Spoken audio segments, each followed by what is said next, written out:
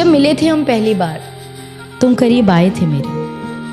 तुम्हें मैं अच्छी लगने लगी थी और मैं भी तुम्हें पसंद करने लगी थी। तब तुम्हें मेरे साथ वक्त बिताना अच्छा लगता था और मुझे भी तुमसे किया हर वादा सच्चा लगता था। घंटों घंटों फ़ोन पर बातें किया करते थे तुम और मुझसे मिलने के बाद अक्सर लेट सोया करते थे तुम।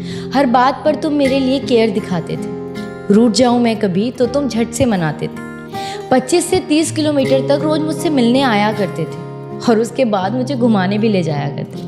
तो क्यों आज साथ होकर भी हम साथ नहीं, और क्यों इस रिश्ते में अब पहले जैसी कोई बात नहीं? क्यों हमारे वो पहले जैसे हालात नहीं, और क्यों आज मेरे हाथों में तेरा हाथ नहीं? एक छत के नीचे रहकर भी तू अजनबी बन गया है। पता नहीं तू अचानक इतना क्यों बदल गया है। ऐसा नहीं कि मैंने तुम्हें समझाने की कोशिश नहीं की, पर कभी तुमने ही ये रिश्ता बचाने की कोशिश नहीं की।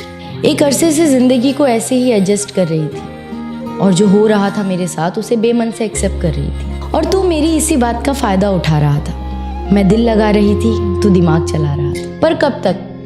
पर कब तक इन रिश्तों को घसीटा जाए? जहाँ चलना भी हो मुश्किल, वहाँ भला कैसे दौड़ा जाए? पर अब सच बताऊं तो बहुत थक चुकी हूँ मैं, और इस घिसी पिटी जिंदगी से पक चुकी हूँ। मैं जानती हूँ कि मुझे कोई समझ नहीं पाएगा। टूटा था पहले भी ये दिल, एक बार फिर से टूट जाएगा। पर इस बार मैं खुद से एक वादा करूंगी, दूसरों से कम और खुद से प्यार ज्यादा करूंगी। मैं हंसती रहती हूँ अक्सर, इसलिए कोई जान नहीं पाता, और इस हंसी के पीछे का दर्द कोई पहचान नहीं पाता। अब किसी को इतना पास नहीं लाऊंगी मैं, अब किसी को इतना पास नहीं लाऊंगी मैं, और किसी को इतना खास नहीं बनाऊंगी मैं। और ज़रूरी नहीं कि ज़बरदस्ती रिश्तों को निभाया जाए, झूठी मुस्कुराहटों से बेमतलब सबको हंसाया जाए।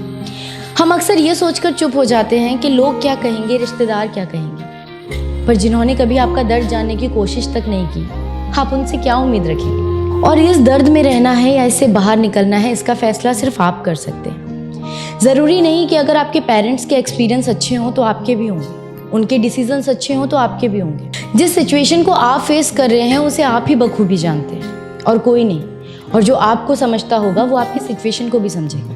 और शायद हमारा सफ़र यहीं तक हो, ये सोचकर अच्छी मेमोरीज को अपनी डायरी में रखकर उस चैप्टर को बंद कर देना चाहिए। क्योंकि हो सकता है आपकी किताब में कहानी नहीं किस्से हों, और अगर आप चाहते हैं कहानी लिखना तो आपको अपनी कहानी का मेन हीरो खुद बनना होगा।